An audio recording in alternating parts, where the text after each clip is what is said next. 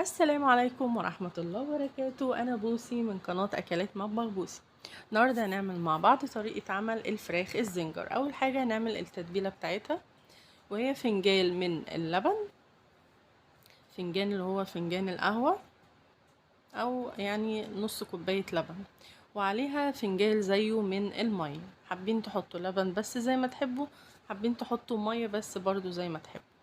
وطبعا هنحط الملح، وبعد كده هنحط آم،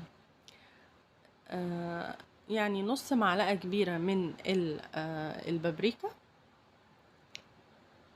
نص معلقة كبيرة أو معلقتين صغيرين من البابريكا. وهنحط نص معلقة كبيرة من الثوم البودر والبصل البودر، الاتنين مع بعض. أنا بحطهم مع بعض، أو معلقة صغيرة من الثوم البودر ومعلقة صغيرة من البصل البودر. وهنقلب كده زي ما انتوا شايفين، وانا حطيت شوية ملح كمان يعني في الاخر. وهنا عندي قطع بانيه كده، يعني قطعت القطعة على 2 بالطول زي ما انتم شايفين كده. دي تقطيعة الزنجر، يعني الفراخ الزنجر. وهنحطهم بقى في التتبيلة زي ما انتم شايفين كده، يعني اقل حاجة ساعتين في التتبيلة. انا يعني كنت عاملاها قبلها بيوم كمان. كل ما بتقعد في التتبيلة اكتر كل ما بتبقى احسن. ده حوالي ربع كيلو من البانيه، القطعة يعني جايباها من المحل، ومقطعة القطعة 2 بالطول. وحطيناهم بقى في التلاجة. بعد كده هنعمل بقى الخلطة اللي هنقلي بيها. هنا معايا كوباية دقيق، عليهم معلقتين كبار من النشا، وعليهم حوالي معلقة صغيرة من البيكنج باودر، وعليهم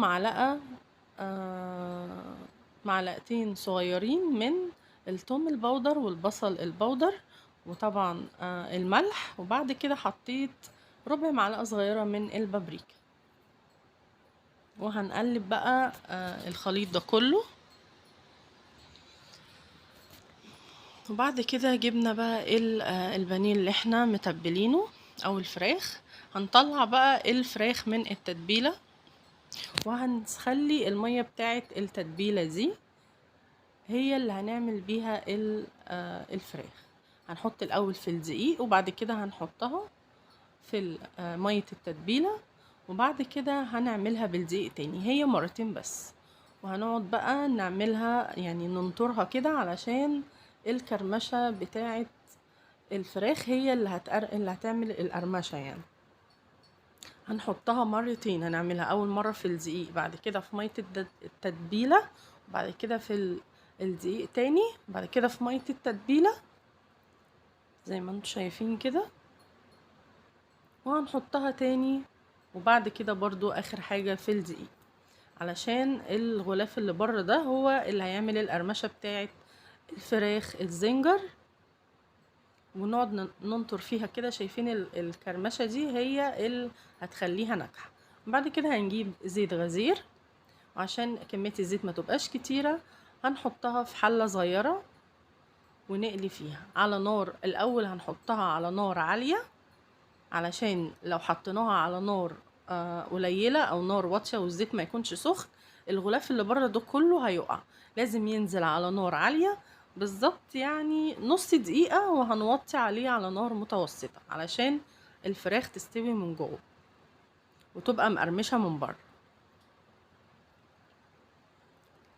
وهنقعد بقى نقلب فيها كده، ما نقلبش فيها لمدة دقيقة، نسيبها كده. وبعد كده نقعد بقى ايه، نقلب فيها كل شوية على نار متوسطة. نزلتها على نار عالية والزيت يكون حامي جدا، وبعد كده هنوطي عليها النار.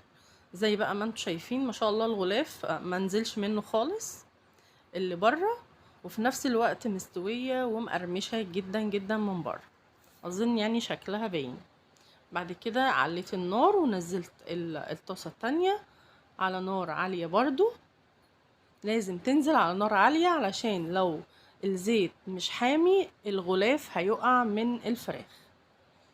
شايفين شكلها عامل ازاي، وطعمها طبعا كان حلو جدا.